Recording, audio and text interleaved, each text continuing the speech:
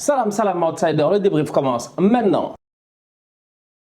Deux matchs au programme aujourd'hui, Manchester United contre l'Atlético Madrid et le Benfica contre l'Ajax. On va d'abord commencer par le match de Man United. Man United ne se gère pas. Je dis bien, cette équipe-là ne se gère pas. En ce moment, elle est insuffisante et c'est pas normal. C'est pas normal que Manchester United soit autant insuffisante dans ses performances. Et la seule personne que je peux blâmer pour le moment, au-delà des joueurs qui peut-être ne se gèrent pas, c'est le coach, c'est Rangnick. Il fait que des choix que tu ne comprends pas. Comment peux-tu avoir sincèrement, tu joues de l'Atlético Madrid, tu sais qu'ils vont jouer à 5 derrière, à 3 au milieu, 2 en attaque. Ça, on le sait déjà, c'est un acquis. C'est une équipe qui défend et qui sait défendre. Donc, à un moment donné, sincèrement, je suis désolé, mets-leur de la pression pour éviter les dédoublements des latéraux de l'Atlético. Les latéraux de l'Atlético, Renan Lodi, pendant tout le match, il passe son temps, il a un boulevard, il fait ce qu'il veut, il fait des dédoublements, il lui donne des ballons, il donne que des super bons centres. But de Joao Félix. Alors que, on va être sérieux, sur le banc de Manchester United, tu as des latéraux de formation. Sincèrement, tu as des latéraux de formation. Aujourd'hui, il fait jouer Lindelof latéral droit, alors qu'en réalité, il a Van Bissaka sur le banc et Dalot sur le banc. C'est des questions que je me pose. Je ne comprends pas.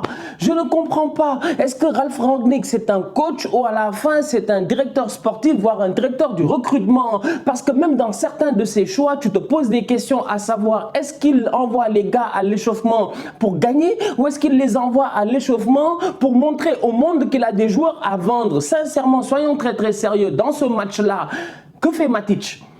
Que fait Matic dans ce match? Que fait Mata à l'échauffement? Il y en a beaucoup, ils ne savaient même plus que Juan Mata jouait encore au football ou que Juan Mata était encore à United et pourtant il est là à l'échauffement. Matic, j'en parle même pas. Sincèrement, tu vois déjà que Paul Pogba se fait bouffer par Kondogbia pendant 90 minutes ou du moins pendant tout le temps qu'il est sur le terrain. Et même malgré ça, tu fais rentrer Matic.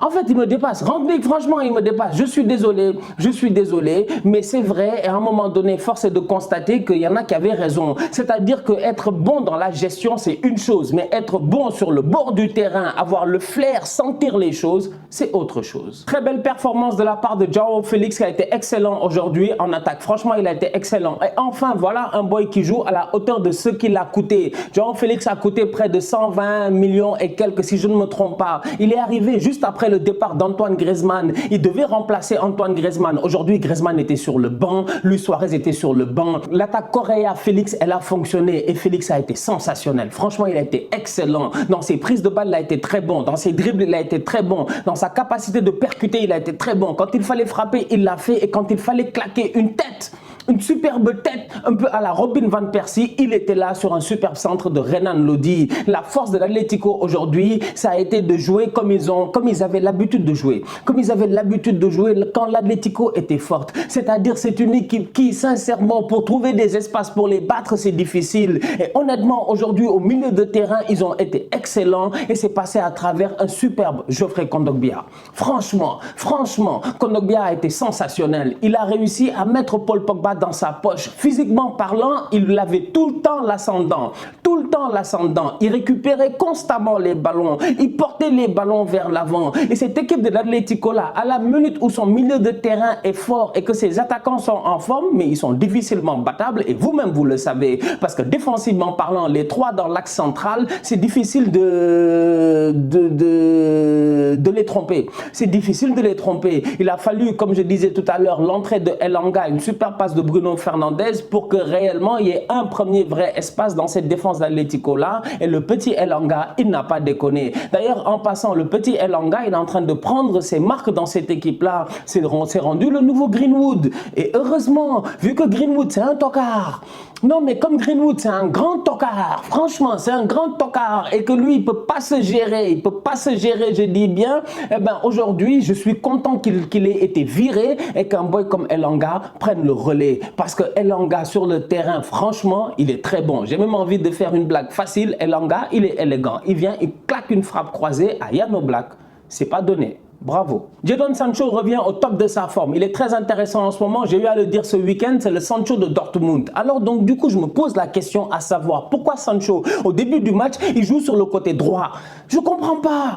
Et c'est ce que je disais tout à l'heure en début de débrief, en disant que Rangnick, franchement, si les directeurs sportifs, si les directeurs du recrutement, s'ils essaient juste de placer certains boys pour qu'à la fin de l'année, les gars, ils réussissent à les vendre, faire un peu d'argent ou enlever de la masse salariale, c'est une chose. Mais sur le terrain, il y a des erreurs que tu n'as pas le droit de faire. En ce moment, on voit tous en première ligue que la connexion entre Sancho et Luke Shaw, elle fonctionne très très bien sur le côté gauche de Manchester United. Aujourd'hui, Sancho, il joue sur le côté droit. Celui qui était sur le côté gauche, c'est Rashford. Et franchement, Marcus Rashford, je suis désolé, mais Marcus Rashford, mais où es-tu? Mais Marcus, où es-tu? Marcus, où es-tu? Franchement, Marcus MBE, member of the British Empire, franchement, membre de l'Empire britannique. Mais Marcus, quand même, franchement, avec un titre comme ça, quand tu viens sur le terrain, tu dois donner des performances qui sont quand même un tout petit peu intéressantes. Alors que le boy, j'ai l'impression que tout son talent a disparu. Rashford, il y avait un moment où Rashford, c'était the next big thing. C'était the next big thing. C'était le plus grand petit prospect, ou je sais pas comment tu dis ça en français. C'était lui, Marcus Rashford. Il y avait un moment où Rashford était presque devant les Mbappé ou au même niveau que les Mbappé. Alors qu'aujourd'hui, Mbappé a des années-lumière de Rashford. Rashford ne se gère pas hors du terrain. C'est un homme extraordinaire. C'est un homme qui donne à la communauté. On n'a pas oublié tout ce qu'il a eu à faire la saison passée quand il y avait des enfants en plein Covid qui n'avaient pas de quoi manger. C'est Rashford qui s'est levé, qui s'est débrouillé, qui a mis en place, je dis bien, tout un système pour que ces enfants-là soient nourris. Bravo à lui. Maintenant, sur le terrain, on s'attend à avoir un aussi grand Marcus Rashford. Alors qu'en ce moment, malheureusement, il est décevant. Cristiano Ronaldo a vécu une soirée difficile, une soirée très très difficile, franchement très très difficile. Même pas on a commencé le match 20 minutes, il est déjà fâché. En fait, il était fâché dès le début du match, je sais pas pourquoi. Je sais pas pourquoi, il était très fâché, il était très très frustré. Et quand il est fâché, il est frustré, je sais pas, bon, de temps en temps, c'est quand il est fâché, il est frustré qu'il te fait des top performances. Aujourd'hui, il n'a pas réussi à s'en sortir. Il a été difficilement, je dis bien, trouvable. Et même quand ils l'ont trouvé, il n'a rien fait avec le ballon. On peut pas me dire ici que Ronaldo n'a pas touché beaucoup de ballons. Celui qui ne touche pas beaucoup de ballons dans un match de football en ce moment, c'est Romelu Lukaku avec Chelsea. C'est lui qui galère réellement. Mais Ronaldo, il est sur le terrain, il touche des ballons. Mais malheureusement, la connexion ne se fait pas. Et il touche souvent des ballons trop loin de là où il doit toucher des ballons. Cristiano Ronaldo d'aujourd'hui. Parce qu'aujourd'hui, sincèrement, moi j'en ai marre. J'en ai marre. Quand tu parles de Ronaldo et de Messi, il y en a, ils sont encore bloqués dans un paradigme de 2010. Ronaldo en 2010, il pouvait quitter, je dis bien, 30 mètres, faire une accélération, te dire aujourd'hui, je vais te tuer. Ça, c'était Cristiano Ronaldo. Léo Messi, il y avait un temps, il pouvait faire peut-être la même chose. Mais les gars, ils ont vieilli, ils ont grandi, ils ont vieilli, c'est plus les mêmes joueurs. Donc à un moment donné, sincèrement, il faut les juger par rapport à leur contexte actuel. Et actuellement, Cristiano Ronaldo, dans la surface de réparation, c'est difficile de trouver mieux. Malheureusement, il n'est que rarement servi dans la surface de réparation. Et même quand il est servi dans la surface de réparation, il rate des tapines que tu ne comprends pas, comme ce week-end. Donc du coup, Cristiano Ronaldo, 5 champions, c'est ce qu'il avait dit au gars de l'Atlético la dernière fois qu'il était venu avec la Juve, c'était compliqué. 5 champions. On l'attend au match retour à Old Trafford. Il aura intérêt à se gérer. Il aura intérêt à être décisif parce que ce Manchester United-là aura besoin de lui. Je dis bien, ils auront besoin de lui. Manchester United va difficilement se qualifier face à l'Atlético si Cristiano Ronaldo ne sort pas une top performance. Benfica-Ajax, le match finit 2-2 et sincèrement, top performance de la part des deux équipes. C'était un match très plaisant à voir. C'était très très plaisant à voir. De l'autre côté, au niveau de United et de l'Atlético, c'était plutôt défensif. Il n'y avait pas beaucoup de jeux. Ça sortait un peu en contre-attaque et tout, mais là c'était vraiment du vrai football. Les gars attaquaient à outrance, ça défendait comme ça pouvait, et sincèrement le score final en est la preuve. 2-2, il y a eu 2 buts et c'est là où j'ai envie de saluer d'abord Haller, parce que Haller franchement c'est lui le bandit, c'est lui le bandit. Alors là Haller sincèrement à un moment donné on peut parler jusqu'à demain, mais une chose est certaine, c'est qu'en Ligue des Champions c'est pas le Cristiano Ronaldo de Koumassi, je répète encore une fois, c'est lui le bandit, c'est un top player, je dis, en Ligue des Champions. Ses 7 premiers matchs dans toute sa vie en Champions League, il a claqué 11 buts. Qui le peut, plus un but contre son camp.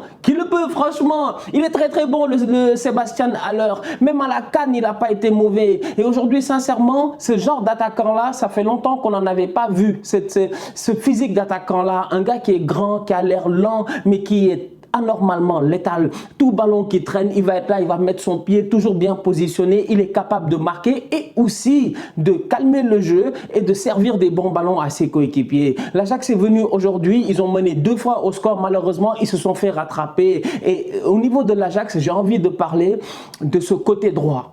Ce côté droit où Mazraoui est un excellent latéral, on va être très sérieux. Franchement, c'est un top player. C'est pas la première fois qu'on le connaît parce que Mazraoui, l'année où l'Ajax ils font l'épopée, Mazraoui il est là, il est dans l'équipe, il fait des rentrées, il joue beaucoup en Ligue des Champions. Il est très intéressant. Aujourd'hui, dans ce positionnement de latéral droit, franchement, face au Benfica, il a sorti une très belle performance. En avant de lui, son ailier, c'est Anthony. Le mix des deux, il est chaud. Il est très chaud parce que le boy Anthony, on en parle beaucoup, Anthony, mais aujourd'hui dans ce match Benfica contre Ajax, s'il y a un gars qui, techniquement parlant, je dis en termes de dribble, a été dangereux, autre que Rafa Silva du Benfica, c'est bien Anthony. Il a été excellent.